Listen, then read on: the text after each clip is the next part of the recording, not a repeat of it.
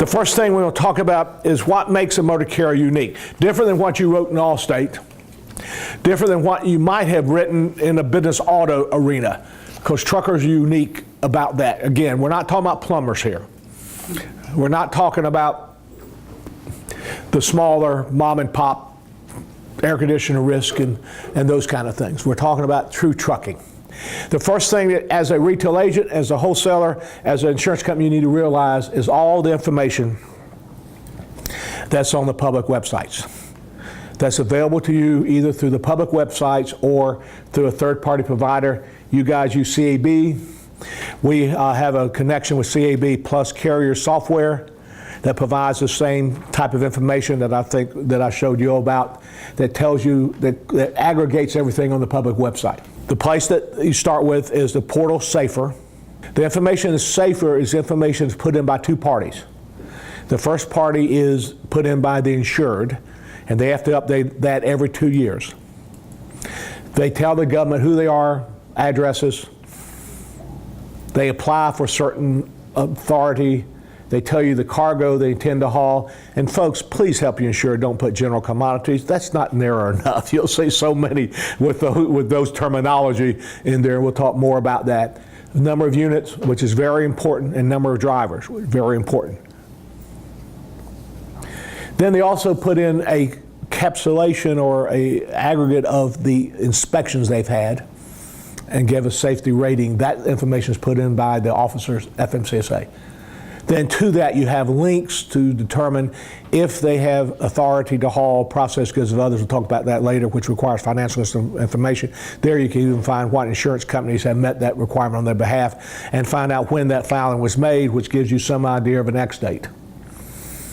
The other thing is talk about the on-road activities of the motor carrier. That's the safety management system, to talk about their inspections and things like that, and we'll go through those details. But that's where it starts with. Now, when you send an application in to an underwriter, they look at the application, they'll look at the DOT number, and before they look at anything more in the application, they punch in the DOT number and look at this information. That's just where they start, correct? Yeah, if you call me up and ask your help with a risk, I'm gonna ask for your DOT number. As we're talking, I'm punching it up here in SAFER. I don't have access to this, but they're going to CAB. So the first cardinal rule is when you send an application in, it has to match what's on the public websites. If it doesn't, have a legitimate answer why it doesn't, because you're going to get the risk rejected if it doesn't match. Number of units, what they haul, vehicles, where they're going to go, and if there's any problems in it. We'll talk in a little more detail when we get involved in it, but that's the key here. Underwriter. And also to approach a risk. This is here, and this is the one good advantage that you can do with carrier software. And you're trying to go down and drag people in the office, right, Ron? That's right. If I come with you and have all the information that I have to tell you who you operate, what vehicle serial numbers are causing the problems as far as with the government, your score, your ISS score, what you're hauling, even the shippers you have. If I come with all that piece of paper and I knock on your door and say I want to go business with you, is that going to get me further ahead than maybe Brian, who only says I got something to sell you? That's the point here. It's a confirmation for this. We already know all this. We know everything except two things. We don't know the driver's name, we know the vehicle serial numbers, and we don't know what the losses were and how much they cost. We know if they've had claims, crashes. We don't know what caused them what. Other than that, we know everything about them. At least we know what they told the government about them. So if I come armed with that, Juan, is that going to get me further into that office than if I just call a number and I got something to sell you? Absolutely. Yeah, this is the whole point. And these kind of services are available. The one that we use, carrier software, I can get that whole report for $15 before I walk in the office. Now, you don't want to do it until you got an interview with someone to make a decision. So you can get the lead sources that we have to serve. Again, carrier software has lead sources. So we knock on the doors, we get them, and I know that Nick does a lot of this in y'all's office to set up appointments. But when I set up the appointment, I'm going to come armed with everything I can. And so this is kind of stuff here, because of the federal website, we have that available to us. And the point here is you got to spend the time to do it. And you know the risk I like? Brad, is a risk with little problems. Because with this source we have, I can come up with some solutions. I can tell them which of their trucks are causing the worst problems. Find out who's driving that truck and tell them you need to either get rid of them or start disciplining them. And those are the solutions that we have, so we come in with not only who you are, we come with a solution. You don't have that with any other risk you write. Another risk you write has that information that allows you both to approach them from a sales standpoint or to, Robert, underwrite them from an underwriting standpoint to see if the stuff are matched. So those things have to match. You need to tell your insured to update the information about 60 days out when you start solicitation process. You want them to go and make sure it's legitimate. They can update it anytime they want to. They have to update it. We'll talk more later. Every 2 years, a biannual update is required because that's where the underwriters are going to match that information.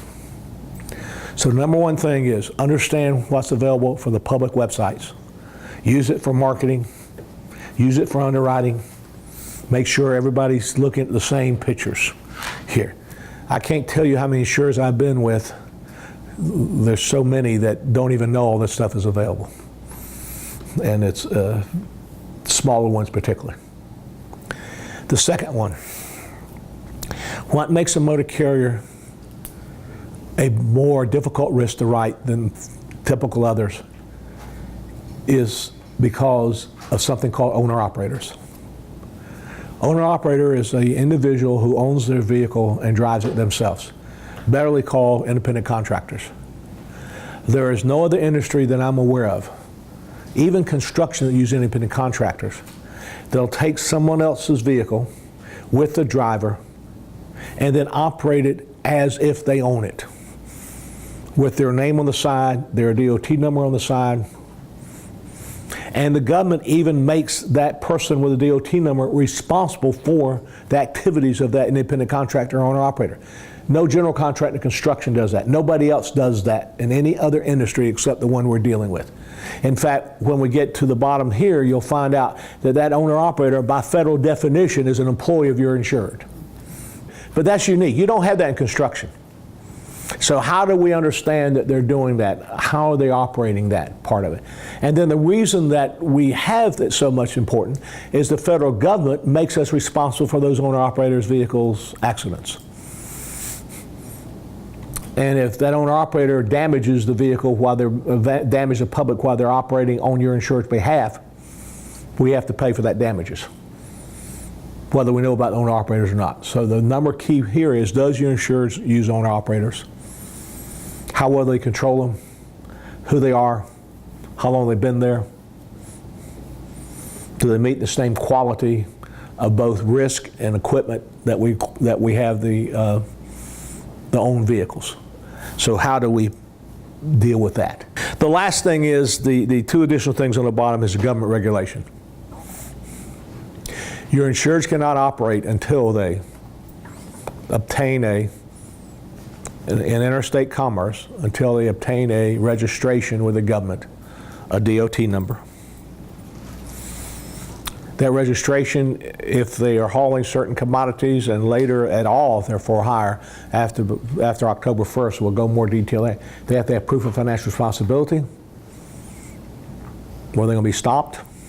We're the ones that have to provide that services to get them legal.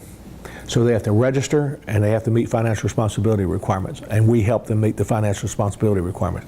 In fact, that's the first use of your policy, is to get your insured legal so they can operate, and that's meeting the financial responsibility requirements. We'll get more about that too.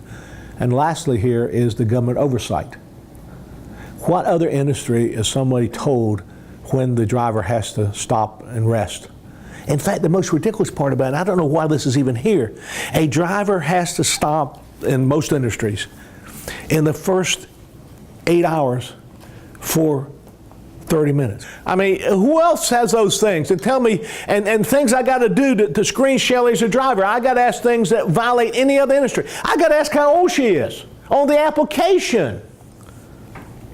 I got to ask her physical condition and make sure she passes it on the application. And I got a drug test her before I can put her behind the wheel. You can't do that in any other industry. There's a lot of discrimination in those things. It's all because of safety and oversight. So we have to balance. And when you run down the highway, think about it. Think about y'all sitting here and these cameras on y'all and everything you're doing wrong on your desk is later tomorrow published in YouTube. Well, that's what your truckers are doing. They run down the highway. Government inspection enforcement officers see they're doing something wrong. They put it in the system, and then everybody can look at it. Insurance companies, shippers, plaintiff lawyers. So it's so transparent what they're doing here. And so the government oversight, how they can operate, how long they can operate, what I have to do to screen the driver, and then monitoring it as I run down the highway, and then reporting those monitors what's happening here. So when you look at what distinguishes Christina before what you used to do in Allstate, even the commercial, this is what makes a trucker different. Do we balance the public information? Are they using owner operators, and how do we address that in both coverage, as you said, Robert? That's a legitimate question, but I can't answer it in 2 seconds without building some more background to it. How do we do that? How do we handle them on work comp? Main concern here. And then lastly is, how are they complying with the government regulations? If they're having too many inspections, too many crashes, then they're not become a favorable insured. And help them stay within those. And are they screening the drivers? And when it all boils down, insurance guys, the most important concern is the driver behind the wheel. How long they've been there, how well they've been screened, what the quality of the driver is, because those are the tortfeasors. Those, when it boils it down, that's the person who caused the accidents, he or she. And so this is the stuff here. So we have to meet the requirements of financial responsibilities, which it puts our financial interest on the line, no matter what happens. Even if they don't tell us the truth, even if they hide claims, hide drivers, we still have to repair the damage to the public.